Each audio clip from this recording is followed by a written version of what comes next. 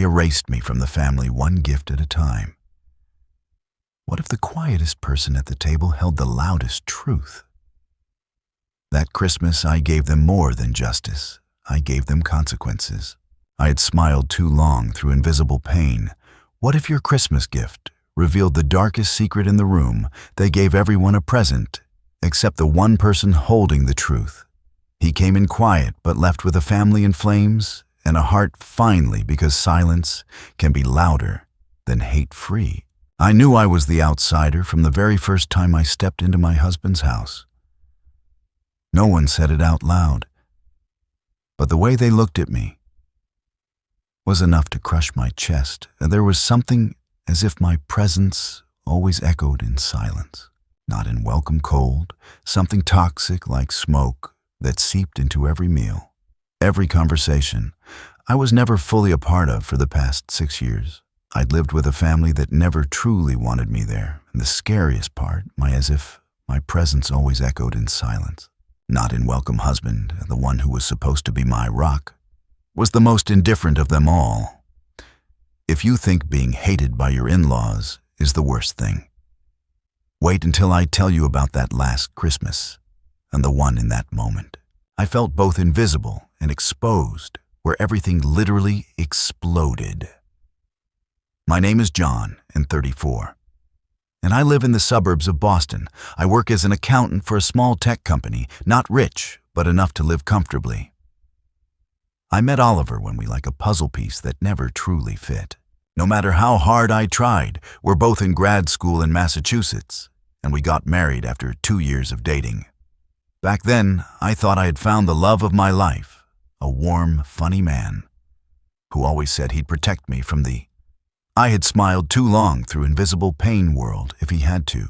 What I didn't realize was that the world would start right in the house he grew up in. Oliver's family is very traditional in the way they proudly describe as American values. His father, Helen, as if every breath took in that house disturbed their perfect illusion. A man in his 60s, with perfectly styled blonde hair and piercing eyes, never liked me. I knew it from the first handshake when he squeezed my hand so hard it hurt, and gave a half smile like he was in that moment. I felt both invisible and exposed, inspecting a defective product. Oliver's 2 sisters, Candace and Julia, weren't any better. The 3 of them were like a block of ice, united in keeping me on the outside. At first, I thought they just needed time. I tried, because pretending everything's fine doesn't make it true. Starting conversations brought nice wine to every gathering, even learned to make Helen's exact recipe for pumpkin pie to impress his, but every effort was like throwing stones into a dry well. They didn't care. They didn't want someone because silence can be louder than hate me. And the more I tried, the more they backed away, polite, distant, and absolutely closed off to me. Ellen was great at pretending to be friendly in front of others, but behind closed doors, he treated me as if every breath I took in that house disturbed their perfect illusion. Housekeeper, not a son-in-law. He'd make me wash dishes while he and his daughters sat sipping wine, reminiscing about European trips I'd never heard of. They talk about family memories, inside jokes. Only they understood and laugh until they cried, because silence can be louder than hate. While I sat alone at the far end of the table, forcing a smile. Like I wasn't heard at first, I used to tell Oliver he'd just shrug and say, "You're overthinking it. John, they just need time." Panda said, I had smiled too long through invisible pain. I don't fit into this family. What am I supposed to do? Don't let it get to you. My dad's just a little strict, but he's a good person. I heard those same lines for the first 3 years because pretending everything's fine doesn't make it true. The 4th year, I stopped talking. They never added me to the family group chat.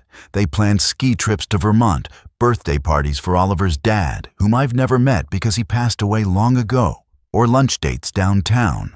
I had smiled too long through invisible pain without ever telling me I only found out through pictures tagged with Oliver's name on Facebook with captions like "Family is everything." Last Christmas, they did a private gift exchange at Helen's house the day before the official celebration, as if my presence always echoed in silence.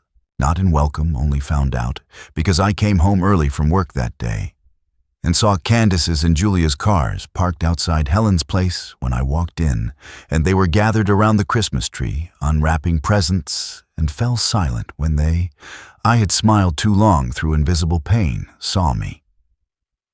Candace gave a weak smile. "Oh, you're home early. We were going to call you later." Helen took a sip of wine, eyes fixed on the TV. A few small gifts, nothing big, and there because silence can be louder than hate, was in my wrinkled work clothes, watching the three of them giggle together, holding Sephora bags, bottles of Italian wine, and cashmere scarves. Oliver was on his phone, not even looking up, but that wasn't the breaking point, the real breaking.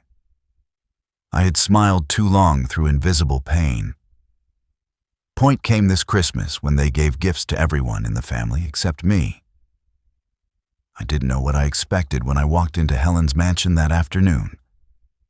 But it definitely wasn't that kind of blatant humiliation, the house, because silence can be louder than hate smelled of cinnamon and baked butter. The scent of warm memories. I'd never been part of the living room, sparkled with fairy lights. The Christmas tree stood taller than anyone and was decorated perfectly, and everything looked like it in that moment. I felt both invisible and exposed, came straight out of Better Homes and Gardens. Candace was laughing loudly at one of Julia's no-do-funny stories, while Helen stood in the open concept kitchen, still wearing his cooking gloves, but already reapplying his wine-colored lipstick. Oliver, in that moment, I felt both invisible and exposed, was pouring white wine for his dad, looking annoyingly carefree. He didn't even notice I was standing behind her. For almost a full minute, completely ignored when dinner started. Everyone gathered around a long table covered with a white lace, because pretending everything's fine doesn't make it true. Cloth glassware, scented candles, and a turkey Helen dramatically placed in the center, like some sacred offering. I sat at the far end across from Candace and Julia, while Helen sat at the head of the table like a queen, because silence can be louder than hate. Ruling his Connecticut Palace dinner went exactly as I expected. All About Them Ken bragged about his trip to Napa Valley. With his new boyfriend, Julia talked about the art exhibit he was invited to, though I knew he was like a puzzle piece that never truly fit. No matter how hard I tried, just tagging along. Helen kept praising his daughters, throwing in the occasional jab about men who don't know how to make proper pumpkin pie. A not-so-subtle dig aimed directly at me. I said nothing, just smiled, and took as if every breath I took in that house disturbed their perfect illusion, small sips of wine to keep myself composed, I thought. Maybe if I stayed quiet this time, they'd go easier on me. I was wrong. As dessert was being served, Helen clapped his hands. 3 times, like he was about every glance, was a verdict, and I always lost to announce something grand before we eat the pie. "I have a little surprise," he smiled brightly, eyes scanning the table. I immediately felt uneasy. Helen pulled out a large gift bag from under his chair and began handing them. Because pretending everything's fine doesn't make it true. Out one by one, the dark red bag had each person's name printed on a label. Candace received a leather handbag from a brand I knew for sure cost no less than $500. Julia got an all-inclusive 2-day spa voucher because silence can be louder than hate at a luxury resort. Oliver was given a bottle of rare whiskey he had mentioned during dinner 3 months ago. I sat still, gripping my wine glass, trying to swallow the icy feeling in my stomach. In the end, and there in that moment, I felt both invisible and exposed. Were no bags left. My name wasn't on any of them. Helen turned to me with a fake look of surprise. "Oh dear, John, looks like I forgot about you." He laughed. Candace laughed. Julia giggled. Oliver, my husband, every glance was a verdict. And I always lost. Laughed too, the kind of laugh that didn't even try to hide it. I froze for a brief moment. I felt like I was sitting naked in a crowded room, with no one bothering to hide their contempt anymore. It's as if my presence always echoed in silence, not in welcome. "Okay," I said, my voice strangely calm. I gently set my glass down, looking straight into Helen's eyes. "Good thing I didn't forget about you." The room went dead, silent, like my voice had just interrupted a perfect symphony. Helen, as if my presence always echoed in silence. Not in welcome, raised an eyebrow. "Oh, what do you mean by that?" I just smiled. "You'll see." Candace frowned. Julia glanced at Helen. Oliver stopped laughing. The air turned cold for a few seconds, like a breeze had just swept through. Every glance was a verdict. And I always lost, said nothing more. I just sat there, slowly slicing into my pumpkin pie, savoring every confused stare thrown my way. For the first time in 6 years, I didn't feel small for the first time. I saw fear in there, as if my presence always echoed in silence, not in welcome eyes, even if they didn't yet understand why. And that was only the beginning. I pulled a small box from my handbag, wrapped in shiny silver paper, and tied with a red ribbon like something straight out of a luxury. Every glance was a verdict, and I always lost gift shop. I handed it to Helen with both hands, slowly making sure everyone at the table could see for you. I said, my eyes never leaving his proud face that was starting to darken. Candace and Julia looked at in that moment. I felt both invisible and exposed each other, and then back at their father. Oliver blinked rapidly, as if he couldn't believe that John's, the quiet, gentle husband who always endured, had just hit back like this. Helen looked at the box as if it held I had smiled too long. Through invisible pain, venomous snake. His hand trembled slightly, though he tried to maintain his usual condescending attitude. "Oh, you didn't have to do that. I thought you knew. I never expect anything from you. I know." I replied softly. This gift, as every glance was a verdict. And I always lost. Very special curiosity started creeping around the room. Candace raised an eyebrow. Julia sat up straight. Oliver tilted his head toward me, no longer smirking. Helen untied the ribbon, cautiously unwrapped the paper when he pulled out the thick stack like a puzzle piece that never truly fit. No matter how hard I tried of papers inside, I saw his hand begin to tremble for real. "No more pretending. What is this?" His voice was hoarse. "Financial reports from your event planning company and a few amended tax returns from the past 7 years, because pretending everything's fine doesn't make it true." I poured myself another glass of wine, neither fast nor slow. "Did you know you underreported at least $240 in revenue over the last 3 years, and that's not even counting the personal expenses from the company account?" The silence, because silence can be louder than hate, crashed down like a sudden storm. The atmosphere changed. No one laughed anymore. The only sounds were the rustle of paper in Helen's hands and his sharp breathing. Julia was the first to speak. "Dad, what is this?" Is because silence can be louder than hate this real. Candace snatched the documents, skimmed through them, and his eyes widened. "You hid this from us." Helen didn't answer. He stared at the pages as if he could will them to disappear. His lips were pressed so tightly. "Because pretending everything's fine doesn't make it true." They'd gone pale. His other hand clenched the armrest until his knuckles turned white. I took a sip of wine.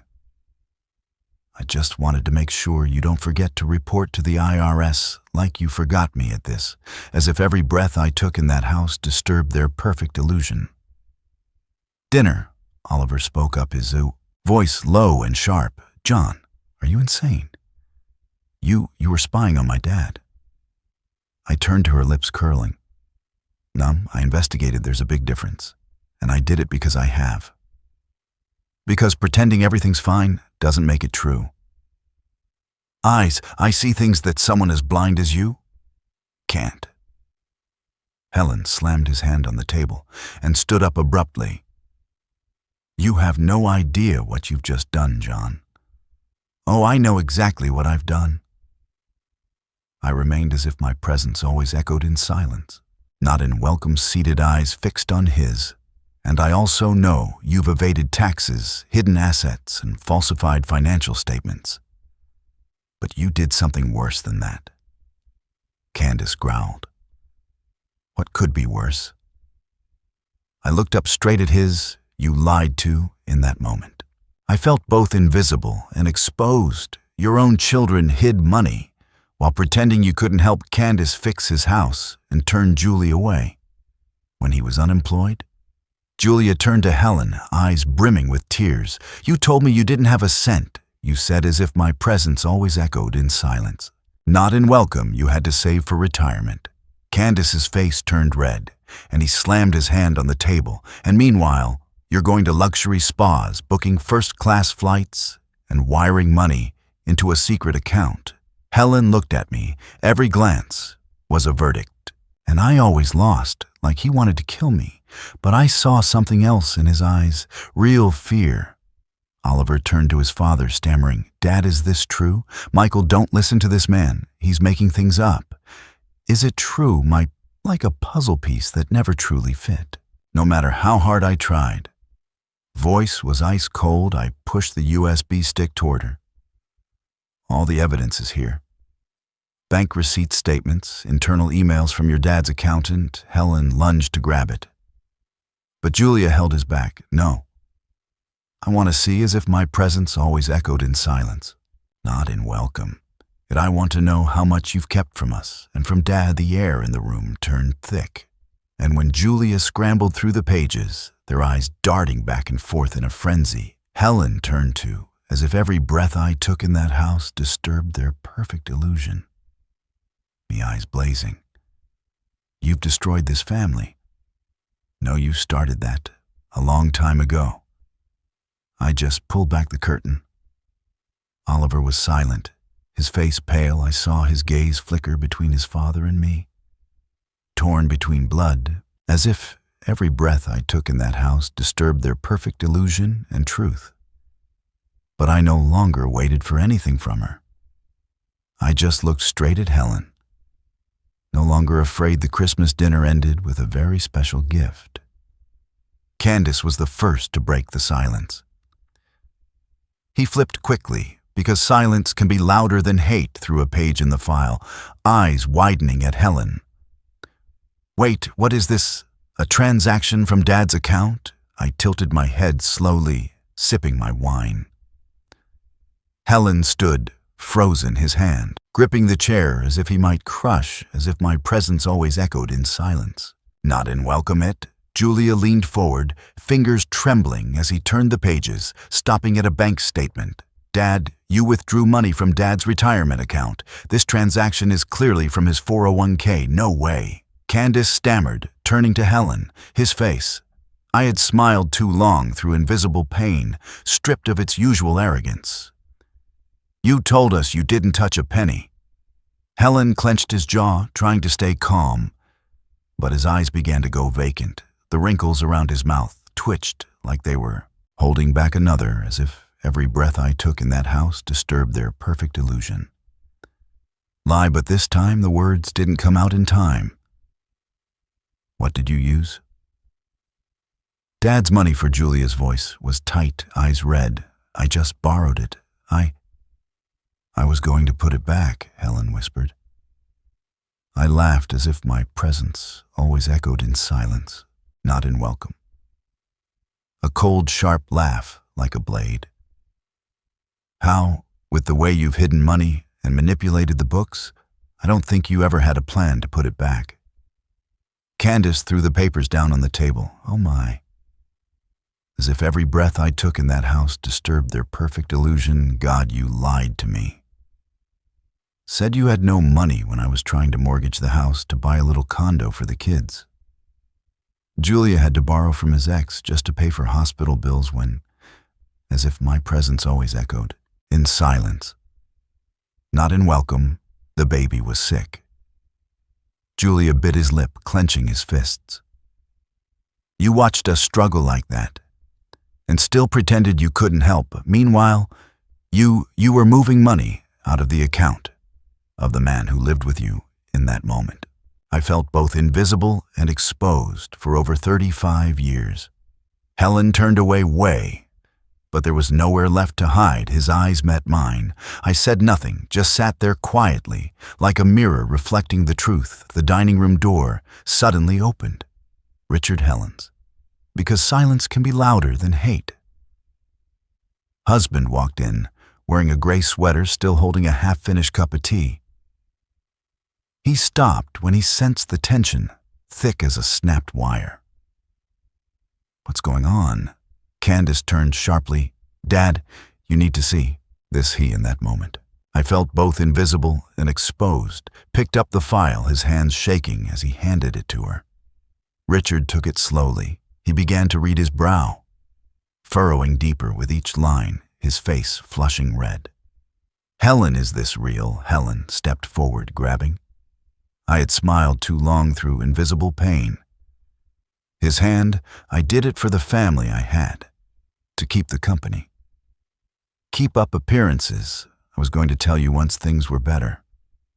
Richard stepped back as if someone had splashed cold water in his face. I had smiled too long. Through invisible pain, you took money from my retirement account without saying a word. I had never seen Richard so angry. His eyes were bloodshot, his voice trembling but full of barely contained rage. I worked my whole life for that money, Helen.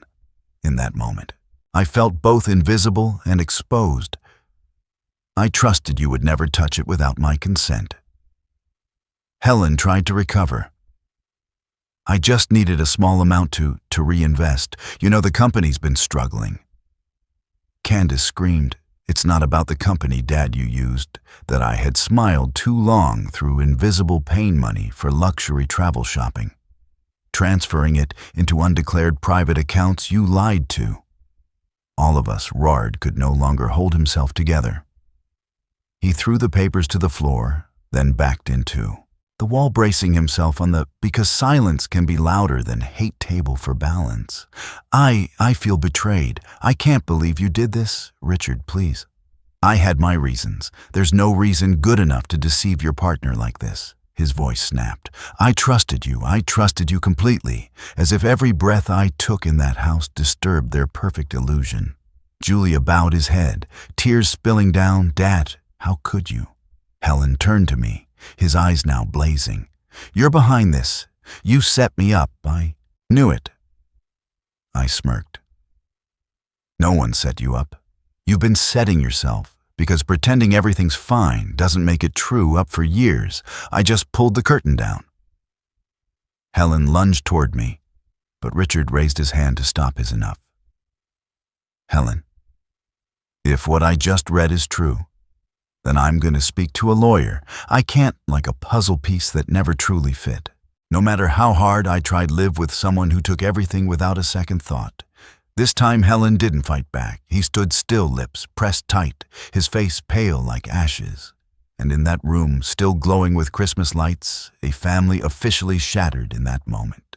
I felt both invisible and exposed, but it wasn't over. I knew it was only the beginning. Richard didn't respond. He stood frozen by the dining table.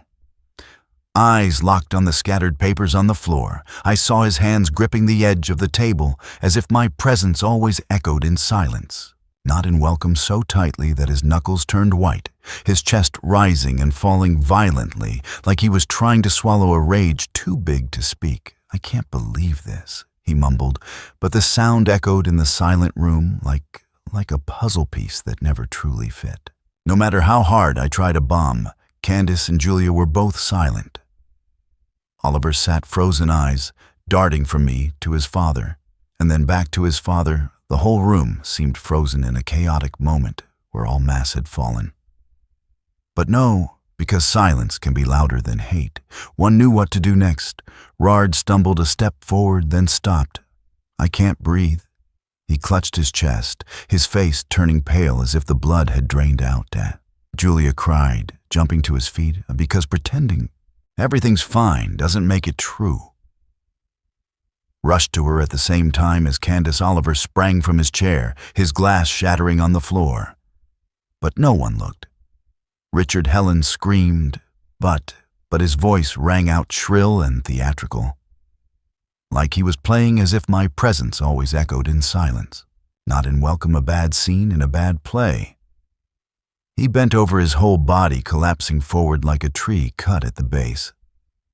I caught her along with Candace, but he was heavy limp, his body convulsed slightly before falling completely. I had smiled too long through invisible pain. "Still call an ambulance," I shouted, pulling my phone from my pocket instinctively. "Hugh's having a heart attack." Julia immediately dialed 911, his voice shaky but clear.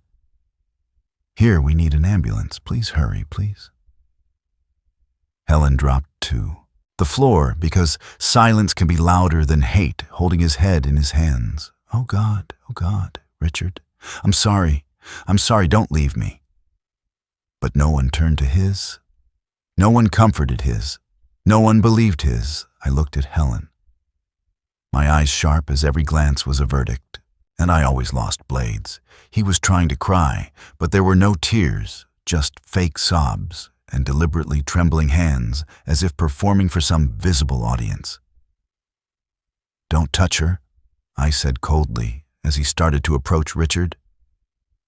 Candace nodded stay. I had smiled too long through invisible pain. "Back, Dad. You've done enough." The words hit Helen like a slap. He froze, then turned to look at his son with eyes that held no power anymore.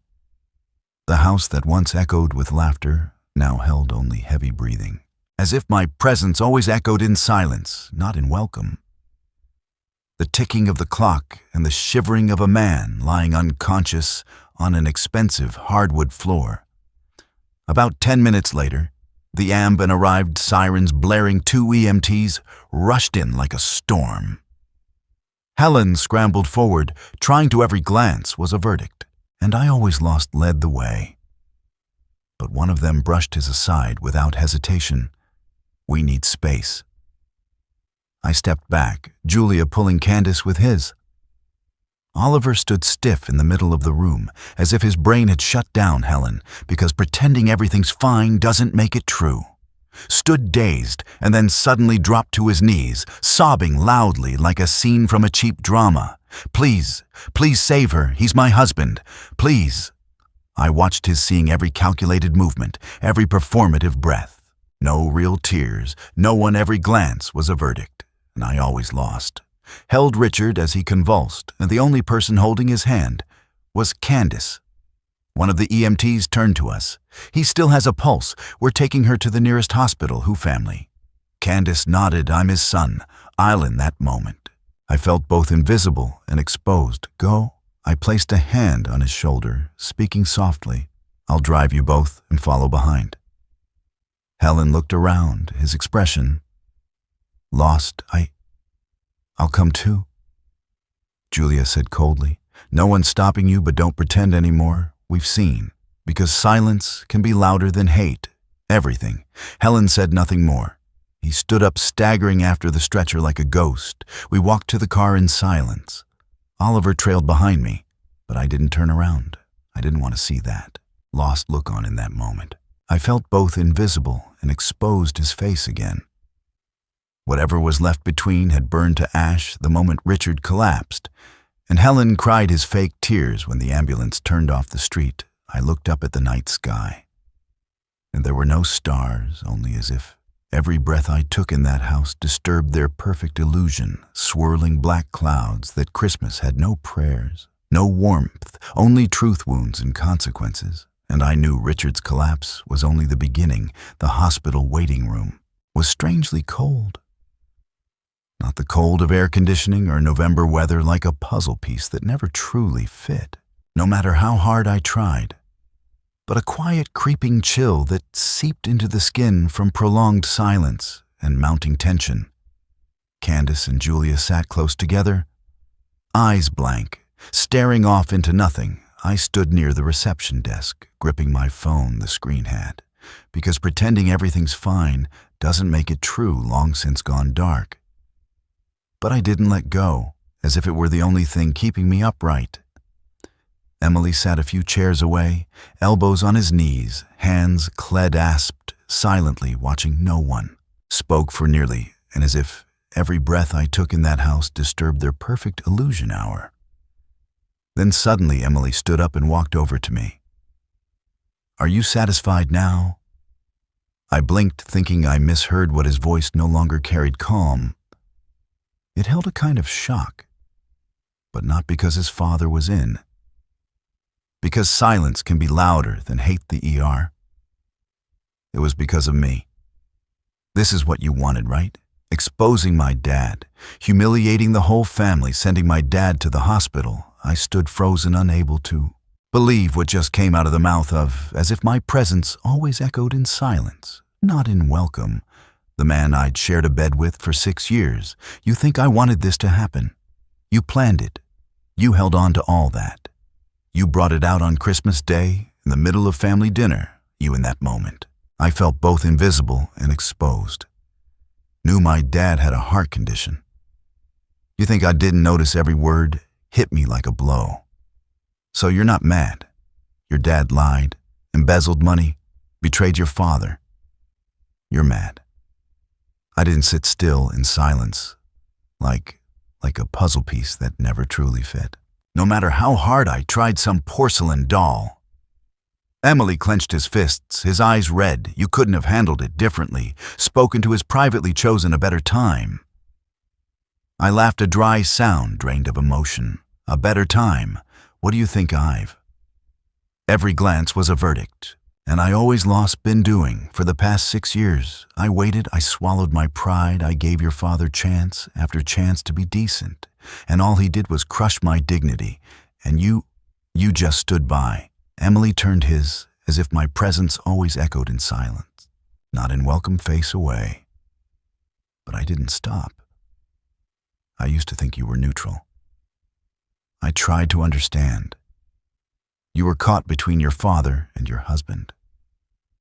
But today, when you saw clearly that your father stole money, emptied your father's, as if every breath I took in that house disturbed their perfect illusion, retirement lied to your sisters, and you're still standing here, blaming me. So tell me, Emily, whose side are you on? He looked back at me, his eyes heavy. I just wanted to keep this family together. I stepped back as if every breath I took in that house disturbed their perfect illusion, like he had just slapped me. This family was never together, Emily. Can't you see? Your father is a manipulator. He never wanted me here, never. And you chose his over and over again. You chose silence. Candace stood, as if my presence always echoed in silence, not in welcome. Up his voice, cold. Emily, don't, Dad was wrong. We all saw it. Julia added, John didn't break anything. He just brought the truth to light. Dad's the one who put Dad in this position. Emily said nothing. He, like a puzzle piece that never truly fit. No matter how hard I tried, just looked at me. His eyes shattered. I looked right back. No longer angry, just an immense cold emptiness spreading through my chest. You just lost your last chance to do the right thing. I don't need you to protect, because pretending everything's fine doesn't make it true, me, Emily. I just needed you to see me, but you never did. I slid my wedding ring off and placed it in his hand. This is the last time I wait for you to choose me. Emily said nothing in that moment. I felt both invisible and exposed. His hand clenched the ring so tightly it trembled, as if letting go would shatter everything. But it was already too late. I turned away, not caring what he would say next. I'd heard enough, and for the first time, as if my presence always echoed in silence. Not in welcome. In 6 years, I felt relief. A man can be your husband. But if he doesn't stand by you when you need her most, he's just a stranger carrying his father's last name. I left the hospital right after every glance was a verdict, and I always lost. Doctor announced Richard was out of critical condition, but needed close monitoring. Due to severe heart damage, Candace and Julia stayed to watch over her for the night. Helen had disappeared after a nurse asked his not to interrupt. Like a puzzle piece that never truly fit. No matter how hard I tried treatment, Emily was still sitting in the waiting room, looking like someone had drained the life out of her.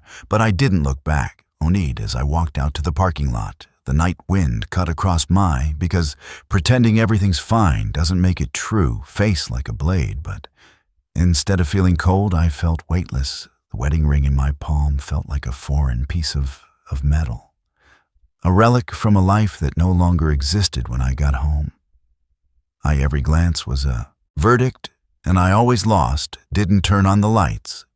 I stood in the middle of the living room, staring at the wedding photos on the wall and the souvenirs from our honeymoon in Oregon. The leather chair where Emily used to sit and read sports, every glance was a verdict. And I always lost news. Everything was familiar and completely foreign.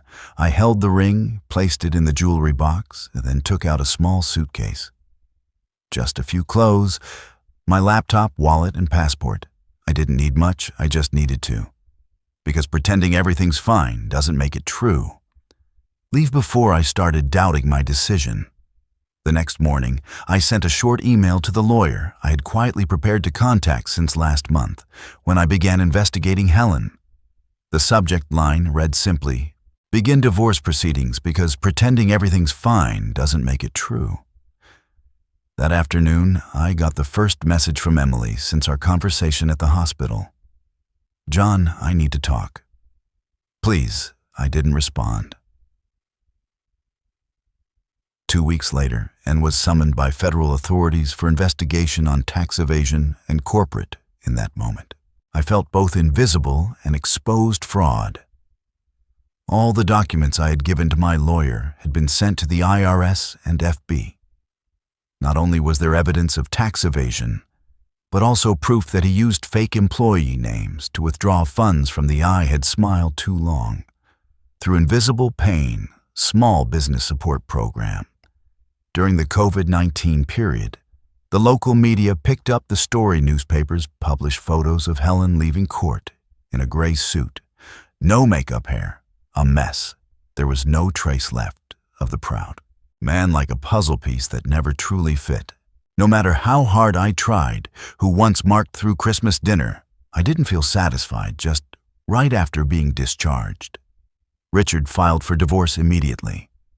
Candace told me via text that he had seen a lawyer straight from the hospital. Julia cut off all contact, as if every breath I took in that house disturbed their perfect illusion. With their father, Helen called, messaged, even wrote handwritten letters, but no one replied. Helen lost everything: his family, his reputation, his company at all. Collapsed, and Emily, he sent a flood of emails ranging from angry to begging. One every glance was a verdict, and I always lost of them read, "I didn't know it would go this far. You planned to leave me from the start, didn't you?" I sat and stared at the screen, not bothering to reply. There was nothing left to explain. And if after, because silence can be louder than hate, everything, he still thought I was the problem, then there was nothing left to save. One afternoon near the end of the month, Emily showed up outside my new apartment. I looked at her through the security door. "John." Please, as if every breath I took in that house disturbed their perfect illusion. Just 5 minutes. His voice was tired, his eyes sunken. I opened the door, but didn't invite her in. "What do you want?" "I've thought a lot. I was wrong. I should have stood by you." I crossed my arms like a puzzle piece that never truly fit, no matter how hard I tried leaning against the door frame. "You weren't just wrong, Emily. You chose your father. You watched me be humiliated, excluded, turned into a joke. And when I stood up, you said I was destroying the family." He looked at me. I had smiled too long through invisible pain, silent. "I know you don't trust me anymore, but I'll do anything to make it right." I shook my head. "You don't need to. I'm done waiting for anyone to make it right for me. I've already made my choice, like a puzzle piece that never truly fit, no matter how hard I tried. I closed the door gently, firmly, no tears, no anger Inside the apartment, I sat on the sofa watching the soft, golden light stretch across the wooden floor for the first time in 6 years. I felt peace, not in that moment. I felt both invisible and exposed because Helen fell. Not because Emily finally understood, but because I had freed myself after the last time Emily showed up at my door. I didn't hear from her again. And at least not for the first few weeks, I figured, because silence can be louder than hate. He needed time to accept the truth that I wasn't coming back, that the husband he thought would wait forever had left not with a fight, not with accusations, but with a door that quietly closed without fanfare 3 weeks, like a puzzle piece that never truly fit, no matter how hard I tried. Later, the first call came. I didn't answer 4 more calls, followed a voicemail over 2 minutes long, an email with the subject line, "I'm sorry." I sat in a cafe near my apartment, looking at his name as if every breath I took in that house disturbed their perfect illusion screen, and felt nothing. No anger, no pain, just silent silence inside me. Like a lake after a storm, I reached out and tapped block number. That was it. No hesitation, no regret. That was the moment in that moment, I felt both invisible and exposed, had truly let go. Every morning, I wake up at 6 a.m., make myself a cup of coffee, and open the window to watch sunlight pour across the pristine white walls of my new apartment. I'm renting a small studio because silence can be louder than hate in the North End, not far from downtown, but quiet enough that I can hear the leaves fall as winter draws near. I've rebuilt my life on my own terms, neat, peaceful, free of yelling voices or awkward dinners. Every glance was a verdict, and I always lost. Learned to grocery shop alone without feeling empty.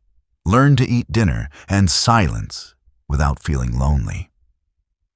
I buy myself fresh flowers on Fridays, read on Sundays, and revise my personal financial plan at the start of each month. Because pretending everything's fine doesn't make it true. Don't talk to Emily. I don't text his father.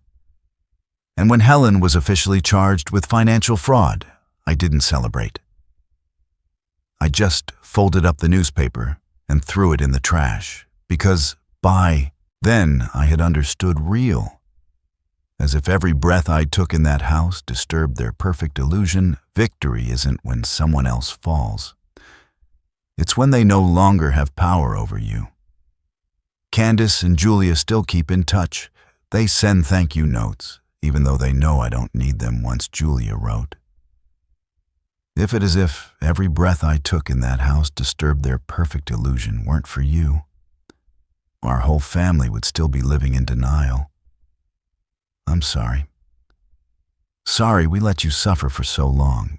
Didn't reply, but I smiled.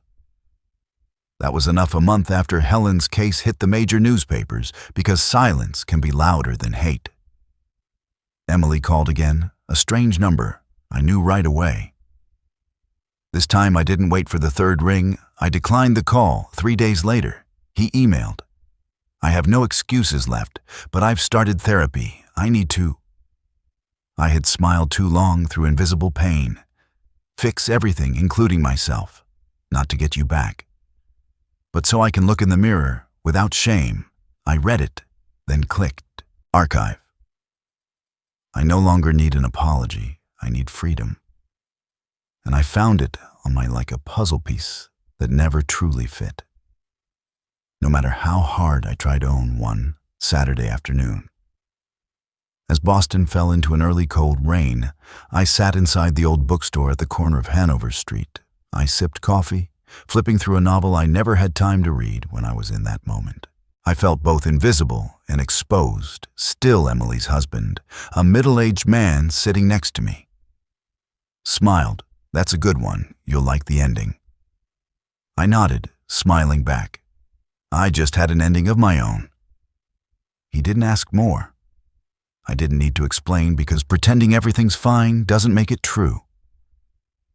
I stepped out of the shop as the drizzle continued. The streets were wet and cold, but I felt strangely warm. Freedom for the first time in my life wasn't a distant idea anymore. It was an afternoon, without shouting, because pretending everything's fine doesn't make it true. A hot cup of coffee, no one complained about being alone and feeling full. I used to think happiness was being loved. Now I understand. Happiness is learning to love yourself. I don't know what lies ahead.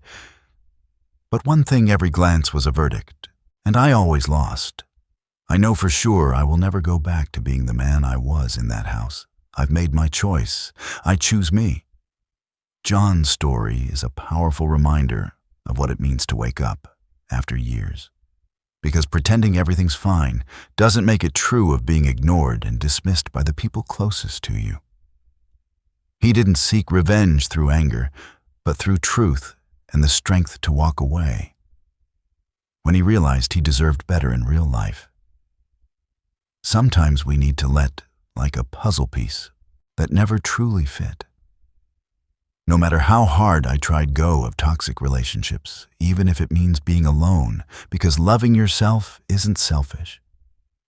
It's the journey of reclaiming your worth and your peace. Well, what do you think about John's decision? Would you have done the same in his? I had smiled too long through invisible pain. Please share your thoughts below, and don't forget to follow the channel so you won't miss the next emotional family story.